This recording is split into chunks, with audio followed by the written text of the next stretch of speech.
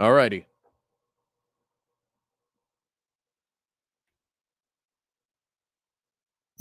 Time for the Sunshine State Showdown, covering every top sports story in the state of Florida, from South Beach to the state capital, and everything in between.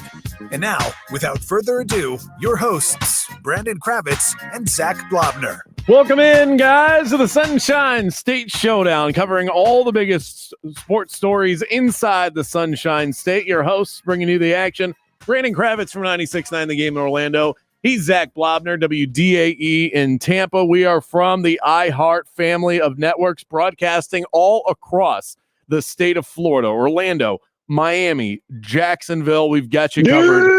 There he is. Coming up on the show, we've got Mark Maske, NFL reporter from the Washington Post, joining us at 5:30 as we get ready for a big schedule reveal tonight, plus more on Dave Caldwell, the Jags GM, hitching his wagon to the Leonard Fournette train.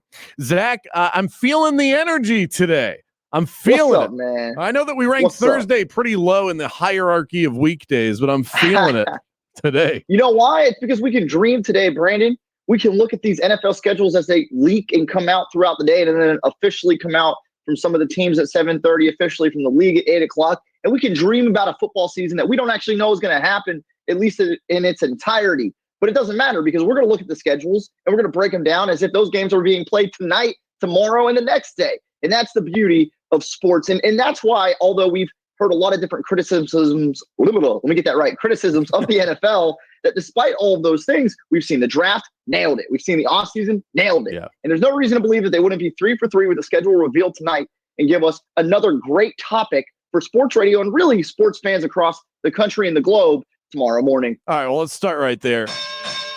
Time for our opening round. I'm going to start exactly where you left off, with the way that the NFL right now is just absolutely crushing this pandemic from like a PR standpoint.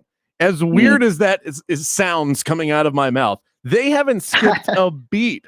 They've kept up positive PR in the process, and this is exactly what Roger Goodell needed to change the perception of him as a commissioner. I mean, they have just been even keel throughout. We're going to keep doing our business. And yes, of course, it's easier for them because they don't have games to worry about. But today is another great example. This is a huge PR win for Goodell and for the NFL. And I think finally the perception of him as a commissioner from sports fans is starting to shift because of what we're seeing right now. Well, both literally and just like metaphorically, right? Because like we're talking about the things that the NFL has done right so far from an operations standpoint. But a lot of people pointed out the fact that during the NFL draft, Goodell was front and center. He welcomed the boos. And anytime you can play the heel to perfection as a wrestling fan, you know this, you're going to garner a lot of fans jumping on board and being like, okay, everybody likes a villain that knows how to play it up and enjoy it a little bit. But even beyond that, you get to day 3 of the NFL draft. He's sitting in his lounge chair. His arms are back. He's reading. He's just a regular dude. And I think that was a big reason why he was hired originally into that position. We were able to kind of breathe it in and see it a little bit again, despite, years of people kind of, again, criticizing some of the procedures he's put in place, some of the moves he's made. And we're at a point now where, yes, again, you can look at the history of Goodell and suspensions and some of the things that have happened. But the league feels stronger than ever, and during a pandemic. And that really, a lot of that does speak to the job that he's doing as the commissioner and why he is the right guy for it. Okay, so then I want to backtrack to the other leagues. All right, you've got the Major League Baseball came out with a plan. Jeff Passan's been talking about that on ESPN, where they feel confident in their ability to get rolling by July. The NBA has been a little bit back and forth with what their agenda is, what their plan is, what their ideas are, and they have a call tomorrow to kind of firm all of that up, because it seems like there's some dissension in the ranks. And so I'm not overly thrilled with what I've seen from what I think most people consider to be the best commissioner in sports, and Adam Silver. I've not been blown away since doing the right thing and postponing the season when he did on March 10th. Or on the 11th.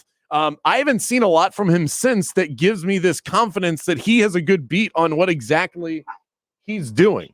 And so, but at least I have an opinion.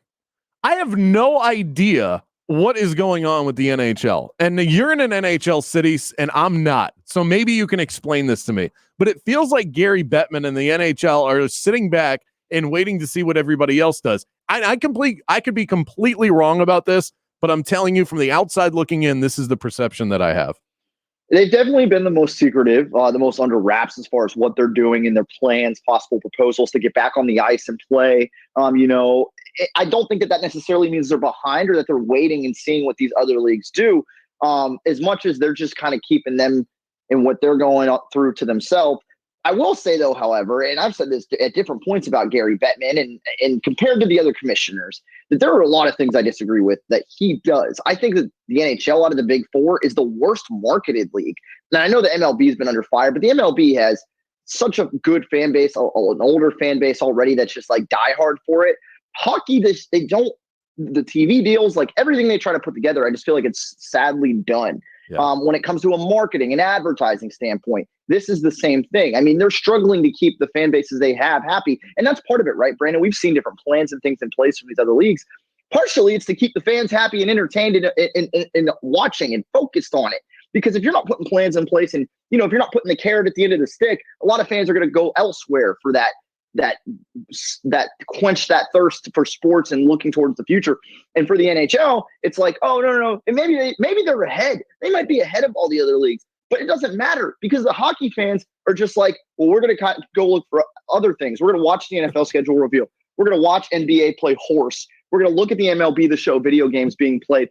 And that's another issue where, again, and this is where I go back to where I started with the NHL, they don't market, they don't advertise. They're so bad at it. And they're not taking advantage like the other thrhree leagues are right now to keep themselves relevant enough so that when they do finally come back, hopefully come back, they're in a decent position comparatively with everything that's going on. That's a good point. And I was so solely focused on their inability to give me some semblance of a plan of what they're looking at to get back. But you're right. I also haven't seen anything that's given me any hockey entertainment while they've been away. I mean, as ridiculous as it is, we've seen MLB The Show tournaments. We've seen horse tournaments with the NBA. NASCAR. I mean, NASCAR is one of the worst these days of marketing their sport properly. They had iRacing. I mean, they probably crushed it more than anybody else other than the NFL. The NHL has been nowhere throughout all of this. Yeah, and you're telling me you can't send like an NHL rep that's, with a stopwatch or even like do it digitally where like you put your 5 best stars, like throw Crosby, Ovechkin, Stamkos. He just got hurt, so maybe not him. Kucherov. But you pick 5 like of your best stars, scorers, right?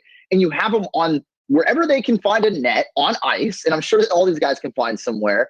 And you like put them through like a skills competition, right? Like, and that's just off the top of my mind. I never thought of that idea before. But I'm just one dude sitting here talking to you about how the NHL can stay relevant. The NHL has all these people, and they've done nothing. I mean, it really is. I'd say it's a shame, but it's not a shock. Because, again, this is how the NHL operates, and it's why they never gain any ground on the NBA, the MLB, or the NFL, because they just don't know what to do. So they sit on their hands. And, again, they might even be – in a crazy world, if they were back first to playing, I wouldn't be completely shocked. But would it matter? Like, you're starting from the speed of 0. The other leagues would at least start from the speed of 10 miles per hour. First of all, they're not going to be the first team that comes back. There's no way. We haven't heard anything from them. I was saying even if they were. Well, if they were, I'll disagree with you. Anybody who comes back first in a prominent sport, and especially for hockey and for basketball, they're in a similar position where they're not just coming back. They're coming back at a prime time in their season. It'll be a different month when it occurs, but people love watching hockey playoffs and people love watching the NBA playoffs. The ratings go through the roof comparatively to what their regular season numbers are. So they're going to get a lot of attention. I would just love to know what their plan is. And honestly, I mean, I have the same criticism for the NBA. They've been a little bit louder. It's just that their noise has been confusing and the NHL's been silent. So it's not like the NBA is not without criticism here. And I love the league. And I think Adam Silver, I mean, look, we hold everybody to the expectations that we have for them. And we have a high expectation for Adam Silver. So we expect him to be the guy that comes out with the right answer. And he's not right now. He might in the future, but right now, Roger Goodell's running laps around him. I say it every day, and I mean it. But on the same hand, anytime we see a proposal from the NBA or the MLB, what do, Brandon? We break it down. We talk about it. I'm texting friends about it. We're talking about it on air. I'm tweeting about it. The NHL isn't putting anything out there. And like you said, maybe the NBA is just putting out a lot of noise. And the Disney thing, you have the bubble ideas, same thing with the MLB, with the different things they're looking at trying. You're absolutely right. But you know what that does? Again, it puts them in the conversation and keeps them relevant. And it's not a race, by the way, to see who can get games played first. It's a race to get back to practice, because once a team is practicing, it's real, right? Just like a building being built, the shovel's in the ground, the building's almost for sure going to be put up at some point. Well, once players start practicing and they're with each other, that is such a big step that you feel good about the games coming back. So maybe I was wrong when I said, if the NHL was first, if the NHL starts practicing first, don't think it's going to be more than a day or two before the NBA is doing the same thing and Major League Baseball's into their spring training. Because once one league pops, the fun's going to start. Okay, but we'll end on this, okay? Is the first round here coming to an end? All right. It just is. Look, you got to call the round at some point. Wouldn't you agree that we're all understanding at this point that if you come out with a plan and then things go awry in the world or in this country, that you can backtrack on that plan? I think that we're all pretty understanding of that. So it's not like you need to rush out these plans and then stick to it. Everybody understands if things change, you better change with it. You just want to hear something from these leagues that feels tangible, and credit to Major League Baseball, because it feels like for the leagues that should be being played right now, they're out in front of it more than anybody else. And then a huge tip of the cap to the NFL with the schedule release tonight. So with that, we're going to turn our attention to the prime time games that we expect to see with the Jags, if any, the Dolphins and the Tampa Bay Buccaneers, plus a Leonard Fournette question that I want to get to right after this.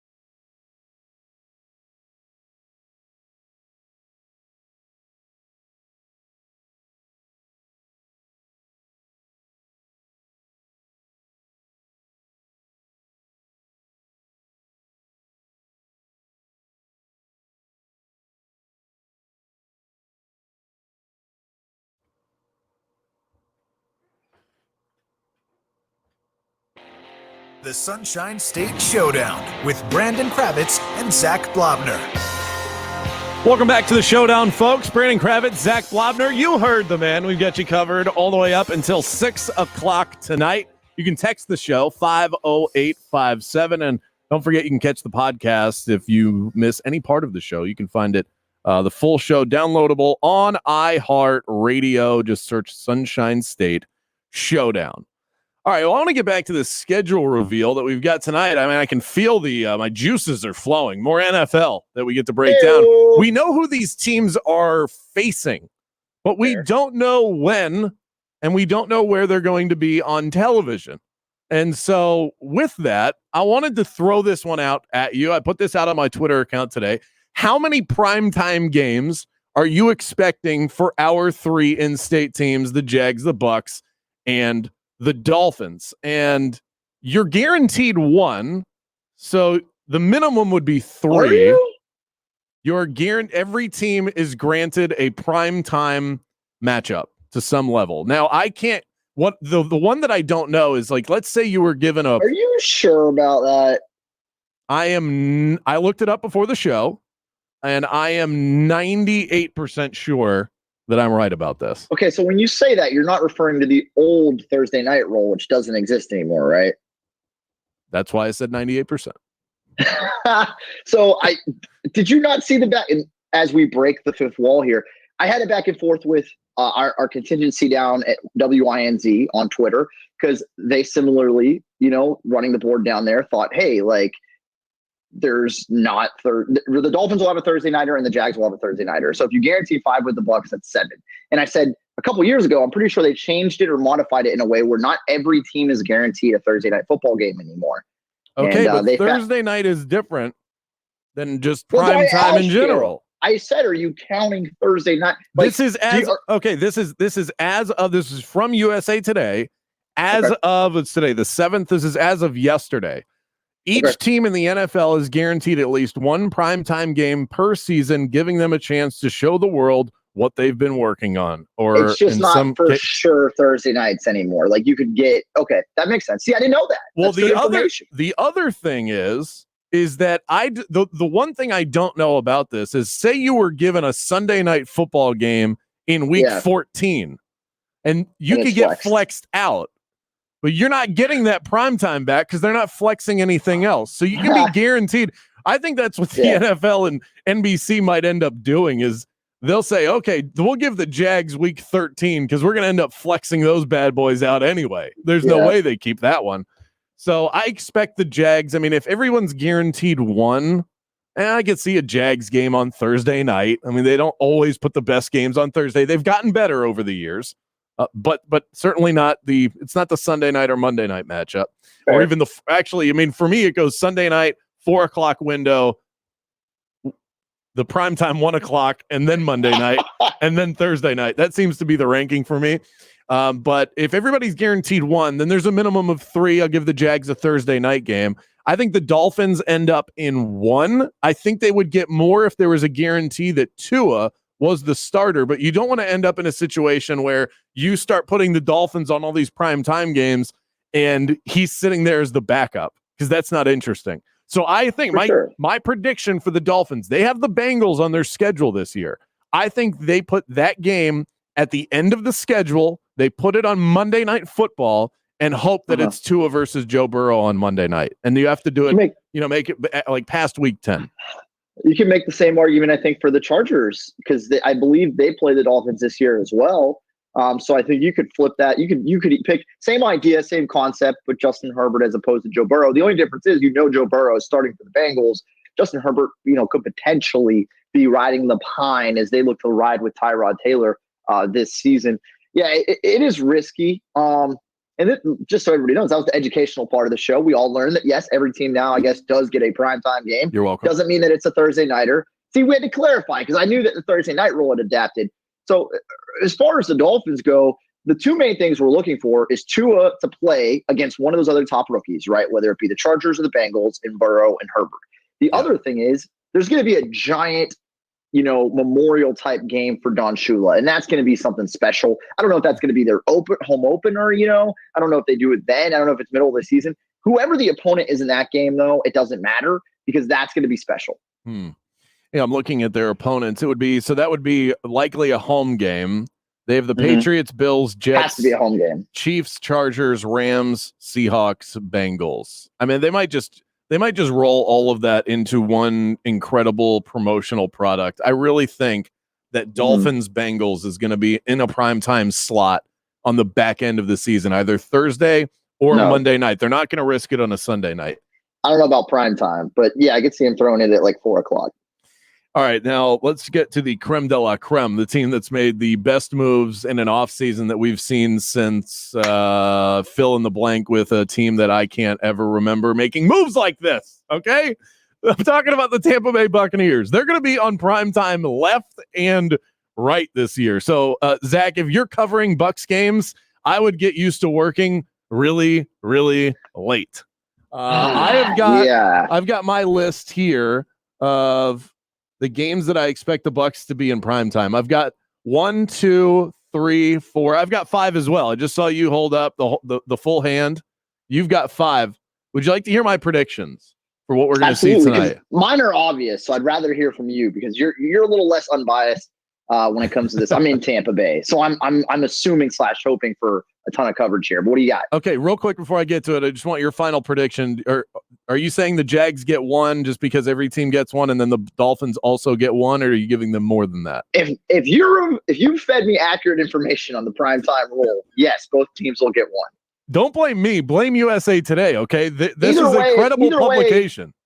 The poll was 6 or more. Either way, I vote 6 or more. Correct. Yeah. Okay. So the poll was 3, 4, 5, 6 or more was the final option. 6 or more is running away with this right now. And I agree. I think we're going to end up probably seeing around 7. So I've got for the Bucs, I've got the Bucs against the Packers. That game is in Tampa. I have that one on Sunday night. I think they're also going to put Brady versus Mahomes on primetime.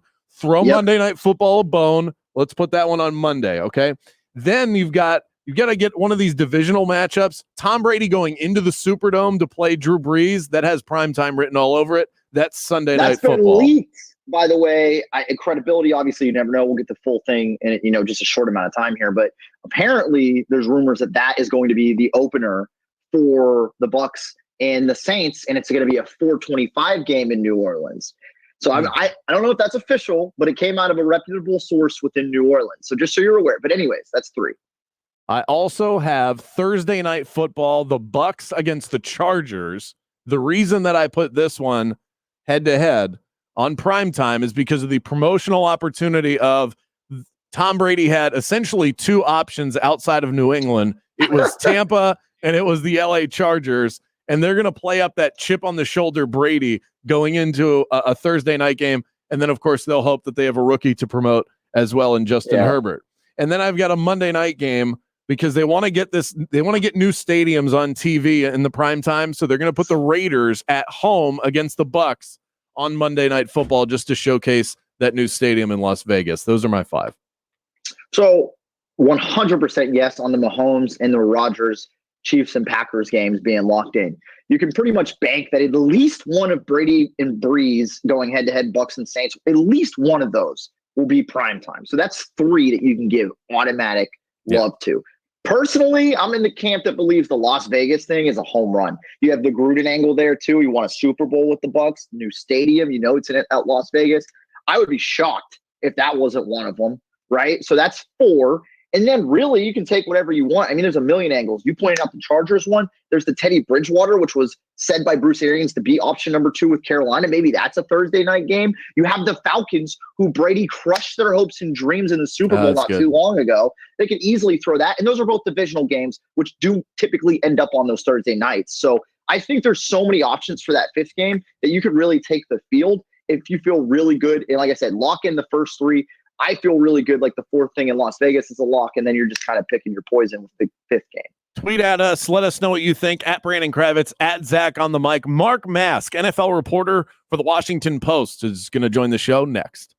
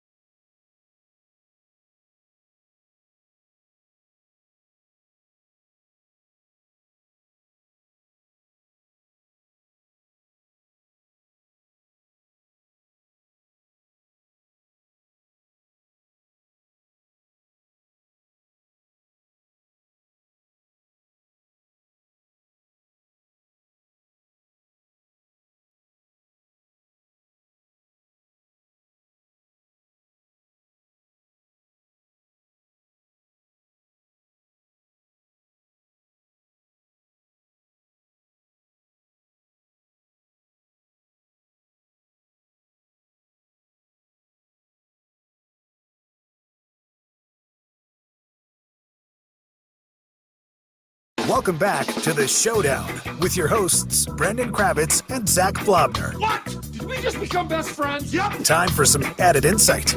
Let's head to the Sunshine State Hotline. I know when that hotline blink.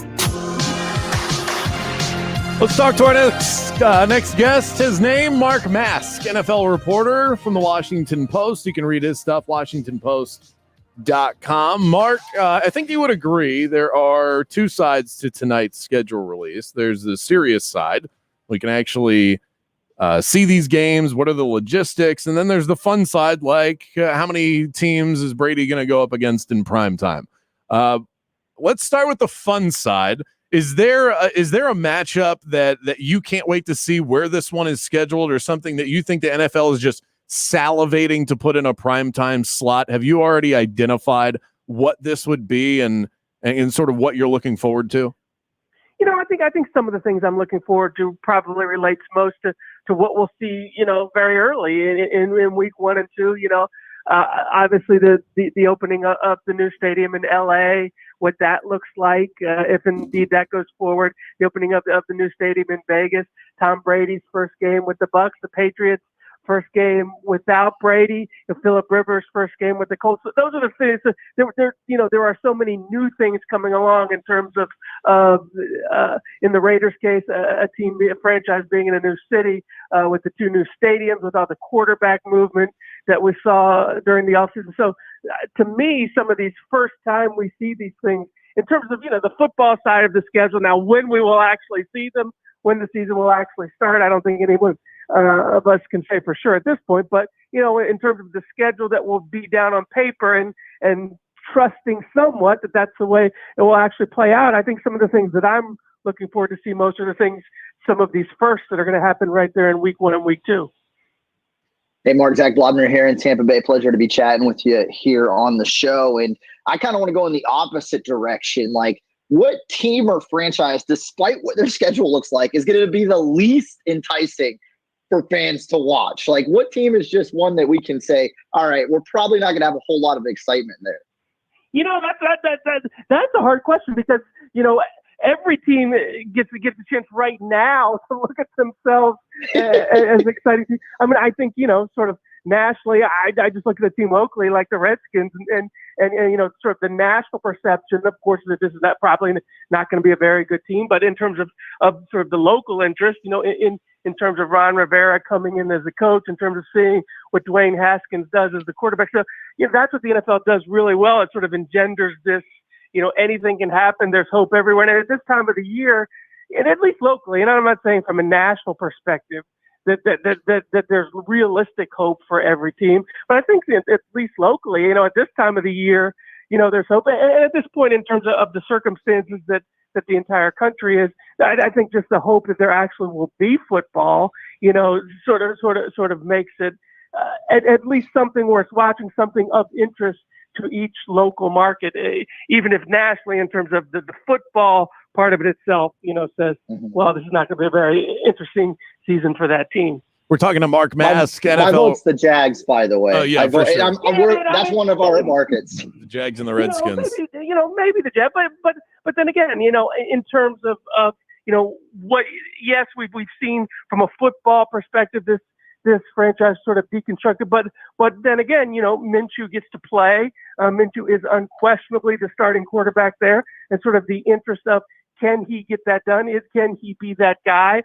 Is he the long-term answer, or do they have to start planning for someone else? I mean, that at least makes it interesting. I'm not saying it will be a productive and winning type season, and that people should be thinking of this being a playoff team or a team that can go far. But in terms of sort of, is it interesting to watch? I think something like that at least makes it interesting to watch and to follow, especially for people in that market. They'll have a chance week 1, but I don't know how long that'll last. But I hope you're right. Those are the kind of games that make Sean McDonough leave the Monday Night Football booth, by the way. I'm pretty sure. We're talking to Mark Maske, NFL reporter, Washington Post. There are so many great storylines this year. Mark, doesn't it feel like we're just sort of plush with these great there's so many different directions that the NFL could go in, and the games and the storylines that they choose to highlight. You've got Tua, you've got Joe Burrow coming into the league. Tom Brady switches teams Aaron Rodgers has some strife with the Packers organization. The Chiefs have Patrick Mahomes now coming out and defending their Super Bowl crown. It just seems like we are just chock full of so many great storylines this year. And I think of those that you mentioned, those are all very good. I think the Brady one sort of supersedes everything. When you have a player of that stature at this stage of his career and at this age, you pick up and move on. I think the interest nationally is going to be tremendous in number one, seeing how he does in Tampa and with the collection of players that he has around him, and the Bucs bringing Gronk in, but then trying to throw it all together and under the highly unusual circumstances of this offseason, and probably with no time spent on the field during the offseason program. I think that will obviously be of great interest. And then, the situation in New England with him gone, and to see what Bill Belichick does. It looks like at this point he'll be going with Jarrett Stidham as his quarterback, to see if Belichick can find a way to piece this together and win without Brady, and not just without Brady, but with all the other veteran players that have left that team. So I think in terms of the on-field storyline, assuming if and when we get to an on-field storylines in the season, I think those two, while there are many, I think those two sort of supersede everything else. And that was going to be my next question, is in regards to the New England Patriots, because they're interesting because they're the Patriots and they still have Belichick. But outside of that, just from an intrigue personnel standpoint, it's not really there. They don't have the star power anymore. So do you think this is a team that the NFL is going to choose to highlight and put them in prominent matchups at the 4:00 window, Sunday Night Football, or because the stars are gone, they'll kind of shift back to being a team that maybe just once or twice is in that window? No, I think certainly in year two, if things don't go well this year and in year one after Brady, that becomes it. But I think for now, I think it becomes something that everyone wants to watch. And whether they do well or whether they do badly, I think it becomes something that people want to watch because of their success and because of the controversies, they have sort of become the team that no one feels neutral about. They're the team that either you love or you hate, and you're not ambivalent about. So I think people will watch. Obviously, if they're winning, people are going to watch them because it would be such a different thing to do it without Brady. But I think even if they're losing, it's going to be interesting for people who really dislike the Patriots to sort of see this will be the revenge of the Patriots haters, to be able to watch them not play well and not succeed after 2 decades of dominating the league. So I think they become something that's of interest to everyone, no matter what happens this year, whether it's really good, whether it's really bad, or even if it's mediocre, because compared to what they have been, mediocre becomes really bad. So I think in year one, post-Brady, the Patriots are a marquee team, no matter whether they're good, bad, or indifferent. I think they're a team that people will want to watch and that the league will put into very, high-profile type situations just for that reason. I have a 3-headed Hydra type of question here. As far as playing these games and getting on the field, how do you think potentially having no fans in the stands is going to affect the players on one side and the viewing audience, aka the broadcast, on the other side? And if somehow stadiums are allowed to let, let's say, 15,000 in like the Dolphins plan, is that going to help it a lot or a little? I know that's a lot to work with there, Mark. No, it's a lot, but it's obviously a very interesting question. It's obviously sort of the main question we have. Putting a schedule out tonight is a very sort of optimistic exercise, but it's only the starting point. Just because those games are down on paper, number one, doesn't mean they'll be played at all. Number two, doesn't mean they'll be played when they're down on paper. And number three, as you bring up, we have no idea whether there will be fans in the stands. I guess my answer to that is I'm not sure we're going to see sort of a standard answer to that across the country. I think the number of fans in the stands could go sort of state by state, local area by local area, and it's going to depend really on those on the restrictions that are in place when we get to that time of the year in each of the places where these stadiums are located. And that sort of brings up another issue of, teams and owners are very much about everything being equal competitively. What's right for one team has to be right for another team. There has to sort of be this standard policy across the NFL, everyone playing by the same rules, everyone given the same chance, everyone, having the same opportunities. And if there's going to be a season this year, I think teams and owners are going to have to put that aside. I mean, if Team A can play in front of 15,000 fans and Team B can only play in front of 1,000 and Team C because of the conditions or the restrictions in the area can't play in front of any fans. I mean, I think teams are just going to live with that. If there's a team that has to move its training camp or even move its games because of what the conditions are, teams are just going to have to live with that. So I think a very important key to whether there can be a season, unless things really change between now and September and the conditions are sort of a lot better everywhere all at once, which is hard to envision at this point. But otherwise, I think teams are going to have to put some of these things aside and say, look, this is going to be a season that's going to be different than any other season. It's not going to be equal from one team to the next, and people are just going to have to live with that and move forward with that in order for there to be a season played. And you guys detail that really, really well online, WashingtonPost.com. Mark Maske is an NFL reporter for that publication. Mark, we appreciate your time today and your insight. Enjoy the schedule release tonight, and hopefully we do get some games in the fall. Thanks, yep, Mark. I appreciate it. Thanks for having me. You got it. Right around the corner, we finish it up. Coast to Coast is next.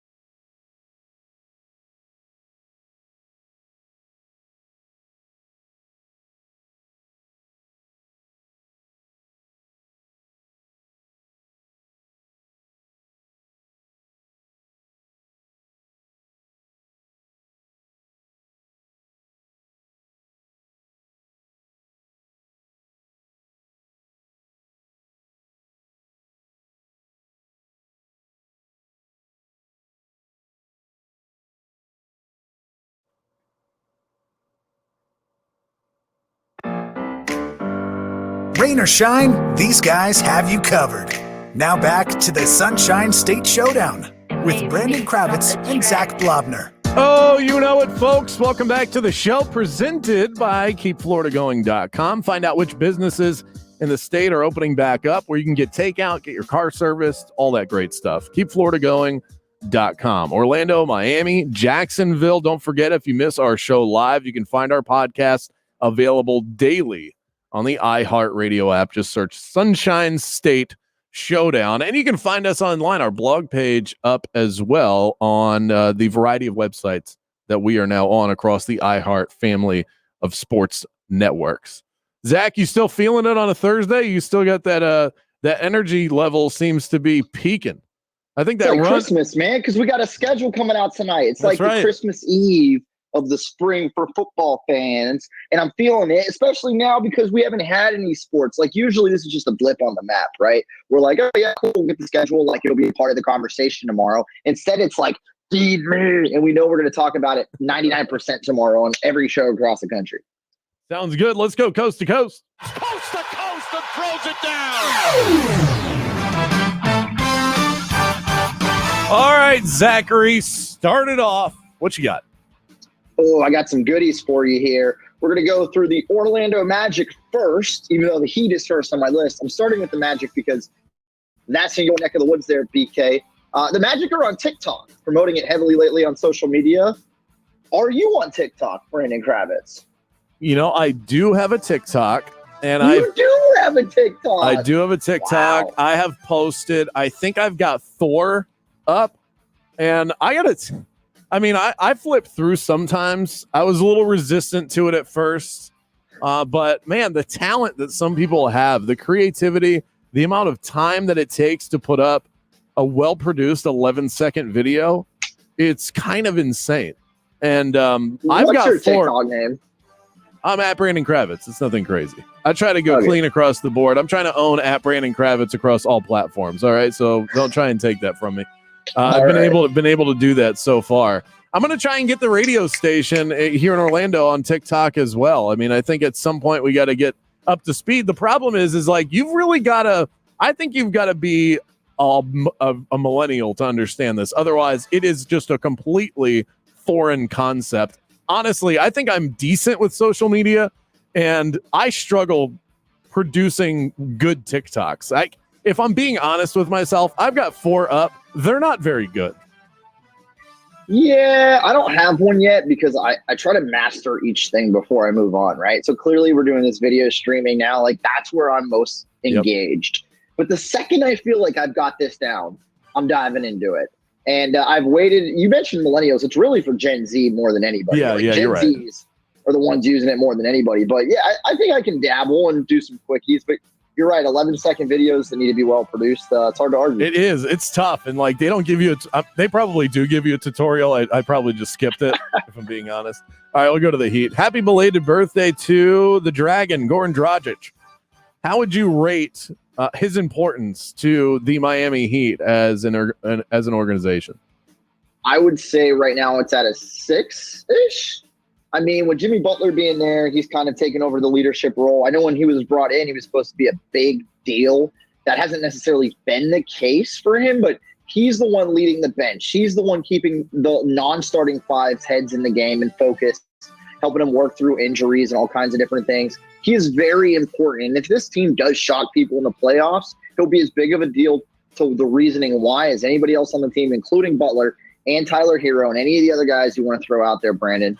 I think he needs to be this team's future Udonis Haslem. I think he's got that type of leadership. It just seems like he's that sort of he's that steadying force where even if his talent starts to drop off, and he's not quite the same guy that he used to be, but he's still a good point guard. I think he can continue to remain with this organization and just be the guy in the background that helps everything, stay afloat. Because you got to give Udonis Haslem credit. This guy's been around forever. He's been with the Heat, I think, longer than any player's ever been with an organization. And there's a reason why you keep a guy like that around. It's true. Let's head to the ice next. The Bolts fed frontline workers with 5,000 Impossible Burgers. Have you ever tried the Impossible Burger? The plant-based meat and everything like that? Have you tried it? I'm familiar with it. I did. In fact, this was something that we did for social media several months back. Ooh. I did a blind taste test. I did a real Whopper versus the Impossible Burger from Burger King. And legitimately, after just taking a quick bite of both, I got it wrong. I thought that the Impossible Burger was the Whopper. Now, here's the thing. After sort of, this was all done within like a 20-second span. The Impossible Burger, you can tell the difference, but it's not really until after. And I'm pretty sure that that's not so much a credit to the Impossible Burger, but a discredit to, the other one. But it leaves a weird aftertaste in your mouth. That's the only problem I have with it. But at the same time, it's a plant-based burger, so of course it does. Yeah, I mean, I'm all for getting healthier. We've really come around to like the cauliflower crusted pizzas. Yeah. Sometimes better than others, but yeah, look, it's it's a good thing if you can get by and you're okay with the taste. There's no reason you shouldn't be going that route. Zach, I'm not totally sold. I'm not totally sold that it's better for you. I'm really not. What? Maybe not like in a one setting, one bite or one meal type of thing, but over the long term of your life, I would bet maybe better for your cholesterol, but I don't think you can lose weight on an Impossible Burger. It's still got a bunch of fat in it, doesn't it? Don't you have to inject that thing with some fat? It's healthier. Moving on. Let's talk about the Rays. Kevin Cash shares a nice message thanking teachers today during Teacher Appreciation Week. You appreciate teachers too, don't you? I do. My sister's a teacher. I think teachers are underappreciated on a regular basis. So I'm glad we get to do this for a week and really show them some love. And look, that's an occupation that literally affects every single person, right? Like in some way, shape, or form, you're probably going to be affected more by teachers than anybody else in your life. Some people probably even more than their parents, unfortunately. So I think we got to show some love. And, when we see like a person in uniform, like police officer, military, fireman, whatever, we always go up and we're so like, thank you. This is awesome. We need to do more of that for teachers and nurses, to be honest. If there was a teaching uniform, we probably would. You know that you're walking up to a police officer. You don't know that you're walking up to a teacher. And I saw this. You look for somebody with an apple and a ruler, you know it's a teacher. That's a great point. I saw this tweet out there today that is, I guess mildly controversial, but it's so dead on accurate. Anytime you see any profession get a week of appreciation, one thing you know about them already is that they're vastly underpaid. There's never like CEO week, Instagram model week. Those things don't exist. It's very true. If you get paid an adequate, like there's not NBA player week, if you're underpaid, you get a week. Yeah, no, you're right. I think we deserve a week. I was about to say, when do we get Sports Radio Host Appreciation Week? That's what I'm talking about.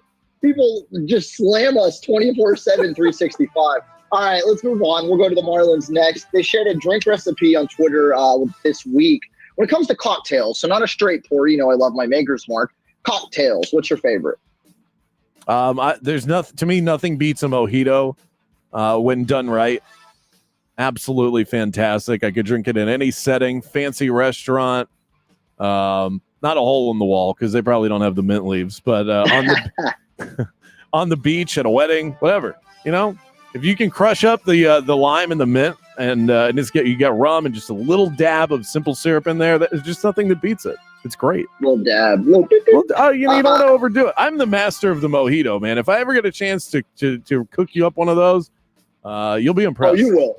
You will. And that's the thing. So ironically, my drink's similar. Like mojito's a common drink, right? Like you should assume every bartender knows how to make it, but yet they never taste the same wherever you're at. I'm the same way with my favorite, which is an old fashioned. I'll have a great old fashioned somewhere, and then I'll have an awful one somewhere else. And I'm like, it's the same damn drink. How are you guys screwing this up? There's another one, and I don't know if you've ever heard of this. Probably not. It's for whiskey drinkers. It's called a penicillin. If you like whiskey, I guarantee you'll love this drink. If you're ever out at a bar, ask if they know how to make a penicillin. If they don't, run the other direction. If they do, thank me. Okay. I was a bartender for years, and I have no idea what that is, so maybe I'm not the right guy. I didn't know what it was. I was at a very fancy place. I saw it on the menu. I was like, oh, I'll try this. Apparently, it's a drink. Now I ask for it everywhere I go. I've gotten other people to fall in love with it. It's very tasty. All right, we think we've got time for one more. Our music is about to run out, by the way. I guess I need to extend that.